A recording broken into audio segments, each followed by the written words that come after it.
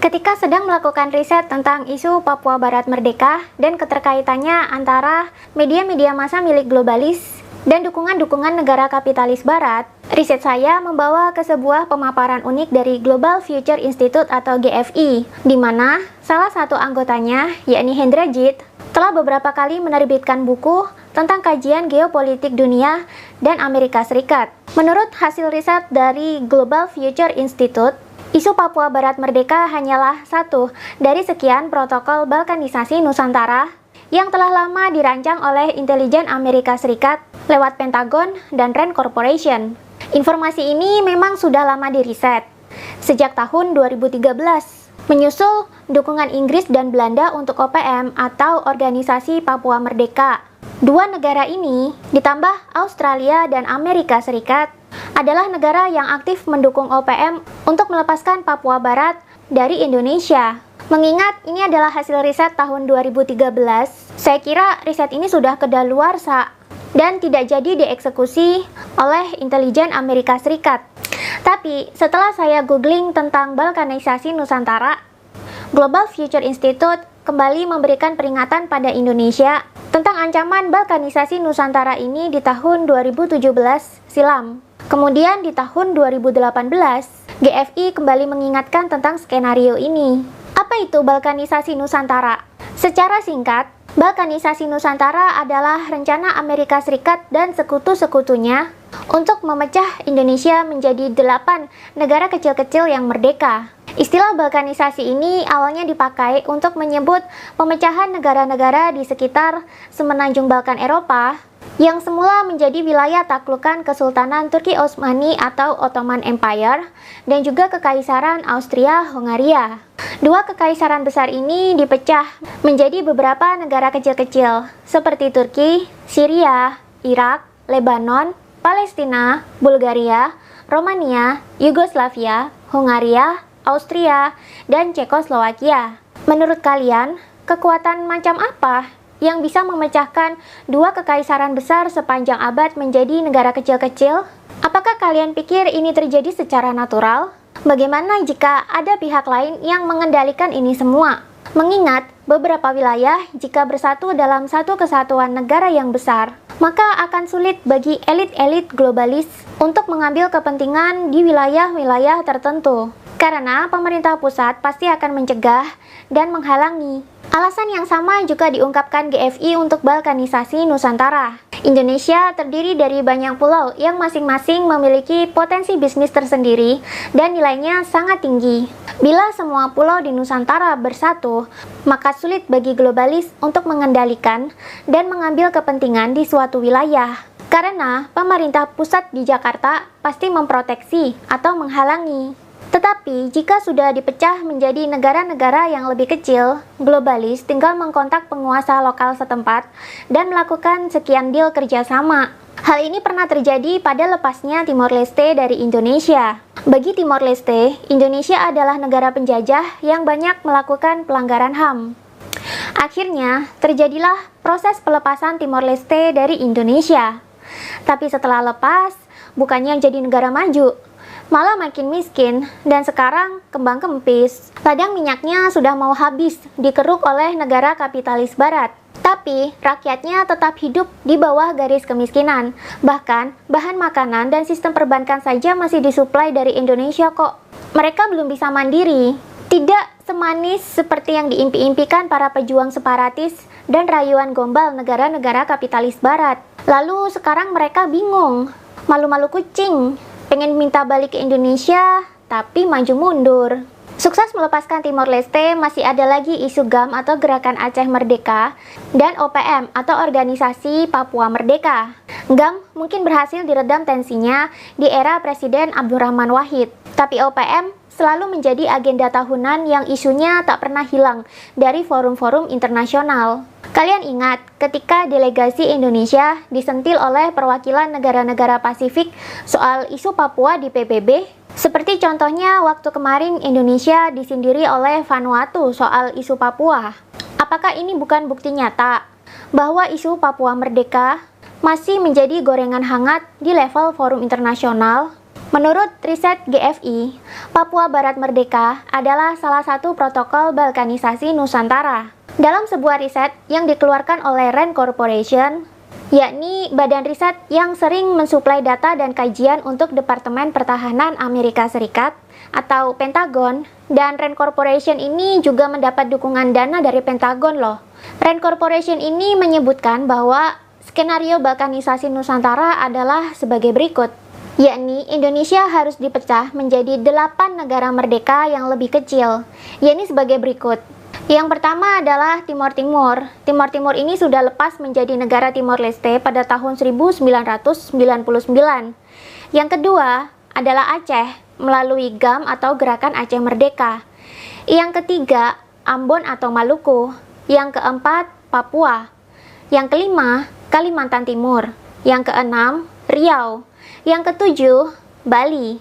Yang kedelapan, sisanya tetap menjadi Indonesia. Melihat rencana balkanisasi Nusantara ini, tidak heran kalau isu Papua Barat Merdeka selalu menjadi gorengan hangat di forum-forum internasional, supaya OPM banyak mendapatkan dukungan internasional. Sedangkan Indonesia selalu digiring sebagai negara yang banyak melakukan pelanggaran HAM di Papua, sehingga harus mau melepaskan Papua dengan tekanan internasional. Selain itu juga ada loh usaha intensif dari beberapa anggota Kongres dari Partai Demokrat Amerika Serikat kepada OPM untuk membantu proses ke arah kemerdekaan Papua sejak awal tahun 2000-an. Salah satu caranya adalah dengan merancang Undang-Undang Foreign Relations Authorization Act atau FRAA, di mana di dalam rancangan undang-undang ini spesifik memuat referensi khusus mengenai Papua. Bila rancangan undang-undang ini lolos, maka ada beberapa elemen strategis di Washington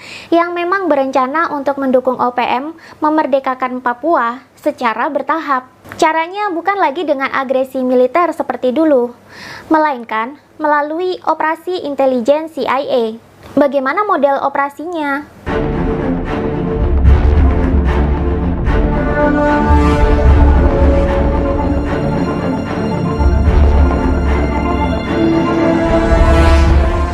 Beginilah model operasi intelijen CIA yang berhasil diriset oleh GFI. Yang pertama, adu domba antar rakyat Indonesia. Adu domba ini khusus untuk kasus OPM adalah adu domba antara rakyat, yakni aktivis-aktivis gerakan separatisme dan pendukungnya dengan TNI atau Polri. Bila kelompok-kelompok separatis berulah, misalnya dengan membuat kerusuhan atau makar, maka TNI Polri pasti turun tangan untuk menstabilkan. Disinilah jebakan Batman itu dipasang. Yang kedua, penggorengan opini bahwa Indonesia telah melakukan pelanggaran HAM. Ketika TNI atau Polri sudah turun tangan ke lapangan untuk meringkus dan menstabilkan suasana, akan ada media atau LSM asing yang teriak-teriak soal pelanggaran HAM oleh Republik Indonesia ke rakyat Papua. Tuduhan pelanggaran HAM ini kemudian dibawa ke dunia internasional. Makanya jangan heran kalau Indonesia sering disentil di forum-forum internasional sebagai pelanggaran HAM atau penindas bagi Papua. Karena tujuannya memang supaya dunia internasional itu mendukung wilayah yang mau berpisah dan menganggap Indonesia adalah pelanggar HAM yang harus diurus. Yang ketiga, ketika dukungan internasional sudah semakin banyak, maka Republik Indonesia harus mau melaksanakan referendum, yakni pemungutan suara dari wilayah yang ingin melepaskan diri untuk menentukan apakah mau lepas menjadi negara merdeka sendiri atau tetap ikut Indonesia.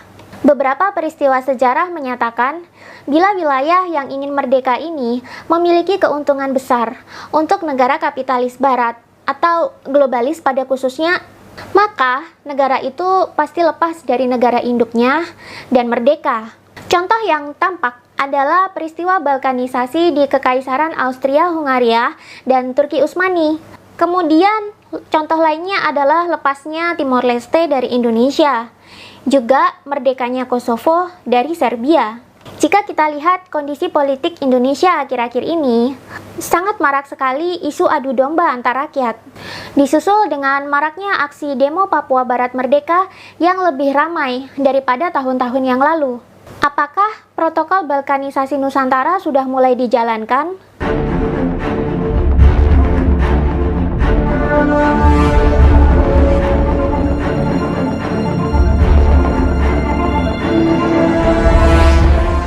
Sebenarnya, rekomendasi balkanisasi Nusantara oleh Rand Corporation ini sudah lama disampaikan kepada Pentagon Amerika Serikat sejak tahun 1998. Menurut riset GFI, balkanisasi Nusantara coba diteruskan oleh Presiden Barack Obama yang juga kader dari Partai Demokrat Amerika Serikat, di mana di saat masa jabatan Barack Obama, penegakan HAM menjadi isu sentral dalam pembahasan GAM atau Gerakan Aceh Merdeka dan juga OPM atau Organisasi Papua Merdeka. Secara formal, agenda Amerika Serikat untuk kawasan Asia Pasifik telah diutarakan oleh Amerika Serikat melalui duta besarnya, yakni Scott Marshall, yakni Duta Besar Indonesia di era Presiden Barack Obama, yang mengatakan bahwa Indonesia adalah salah satu negara yang dijadikan target dari strategi rebalancing atau penyeimbangan kembali untuk Amerika Serikat di Asia Pasifik setelah kekalahan ekonomi Amerika Serikat terutama dari Cina. Menteri Pertahanan Amerika Serikat di era Obama, yakni Leon Panetta, menyatakan bahwa 60% kekuatan militer Amerika Serikat akan dipindah ke kawasan Asia Pasifik mulai dari tahun 2012 sampai tahun 2020.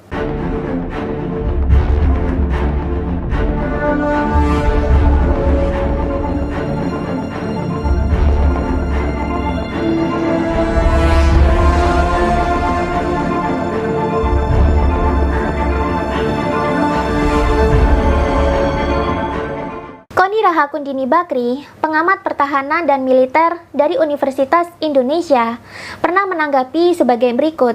Pergeseran kekuatan militer Amerika Serikat ke Asia Pasifik ini bukan hal yang sederhana.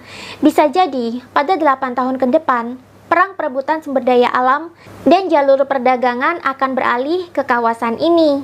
Jika Koni Rahakundini mengeluarkan pernyataan tersebut di tahun 2013, maka 8 tahun kemudian adalah tahun 2021, di mana di tahun ini Joe Biden yang sama-sama kader Partai Demokrat Amerika Serikat dan juga dekat dengan Barack Obama telah menjabat sebagai presidennya Amerika Serikat. Hal menarik lainnya adalah Joe Biden ternyata sedang mempertimbangkan untuk menunjuk Tom Donilon sebagai direktur CIA, di mana Tom Donilon ini adalah seorang diplomat veteran dan penasihat keamanan nasional pada masa Presiden Barack Obama. Kebetulan atau sebuah pola, Donald Trump sendiri pernah menuduh CIA sebagai bagian dari konspirasi negara bayangan yang berusaha untuk merongrong kepresidenannya. Siapakah negara bayangan ini? Globaliskah?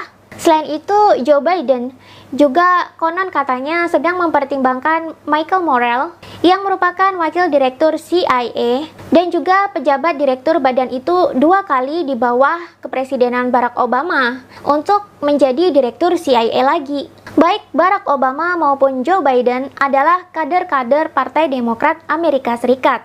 Anggota Kongres Amerika Serikat dari Partai Demokrat juga pernah mengusulkan Undang-Undang Foreign Relations Authorization Act yang spesifik membahas tentang Papua. Bill Clinton adalah Presiden Amerika Serikat yang mendukung Kosovo Liberation Army untuk memberontak kepada negara Serbia hingga melepaskan diri dan merdeka.